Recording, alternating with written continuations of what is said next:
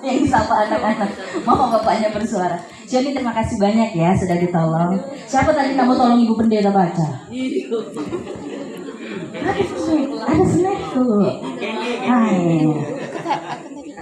Bapak Ibu, ketika Bapak Ibu dan saya dalam 1 minggu ini boleh merenungkan surat kiriman dari Paulus untuk jemaat di Kolose, Bapak Ibu dan saya diajak untuk melihat jemaat pada masa itu sama saja dengan kita di masa kini.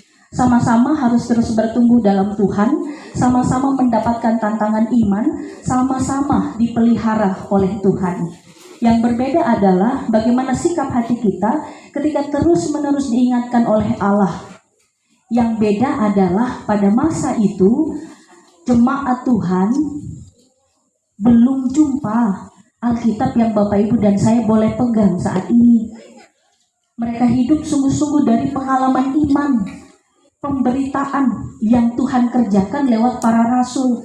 Maka ketika Paulus menulis surat ini, ia menunjukkan bagaimana sih seorang pelayan yang telah hadir sebagai manusia baru mengerjakan tanggung jawab pelayanannya.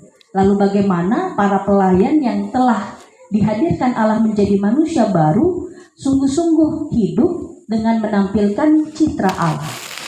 Bapak Ibu, saudara-saudari, adik-adik sekalian, banyak tantangan loh Bapak Ibu untuk sampai di hari ini.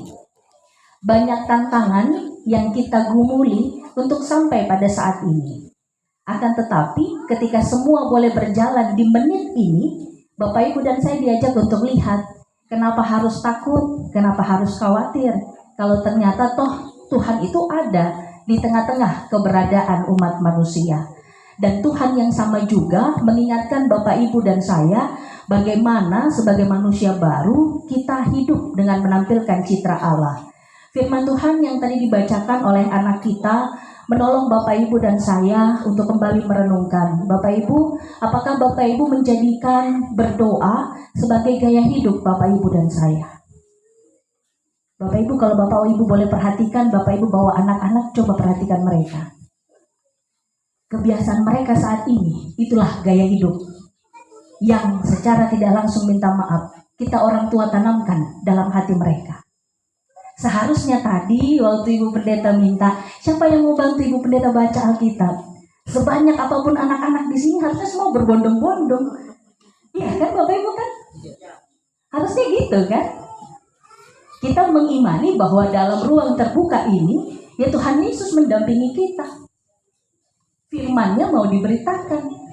Tapi lihatlah, ketika Bapak Ibu merespon tadi yang saya ucapkan, Bapak Ibu sebenarnya Bapak Ibu disindir juga loh lewat firman Tuhan.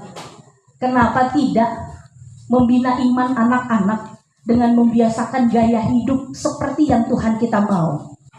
Mengapa tidak mengenalkan Tuhan Yesus kepada anak-anak lewat beragam cara yang pasti Tuhan nyatakan dalam kehadiran ibu-ibu dan saya?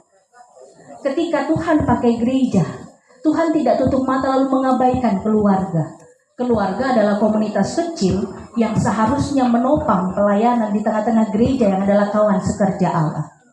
Bapak Ibu, kita merenungkan ayat 2 sesuai dengan sabda bina umat Paulus.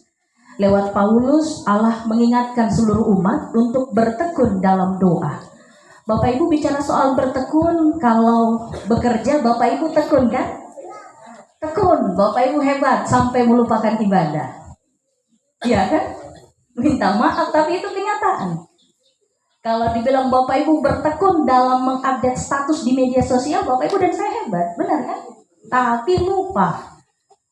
Saking seriusnya memberitakan diri lewat media sosial, tidak ada yang baik yang kita tampilkan di tengah-tengah dunia.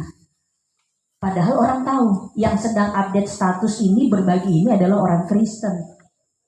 Maka Bapak Ibu, kalau Bapak Ibu bertekun dalam segala kedagingan, diingatkan kita dari minggu-minggu kemarin, jangan bertekun dalam kedagingan sebagai manusia baru yang telah dimenangkan oleh Allah. Bertekunlah di dalam mengasihi Tuhan. Bertekunlah dalam kebiasaan yang Tuhan mau. Ketika kita lakukan semua kebiasaan itu, nama Tuhan dimuliakan. Apa susahnya berdoa? Susah, Karena kalau nanti ada maunya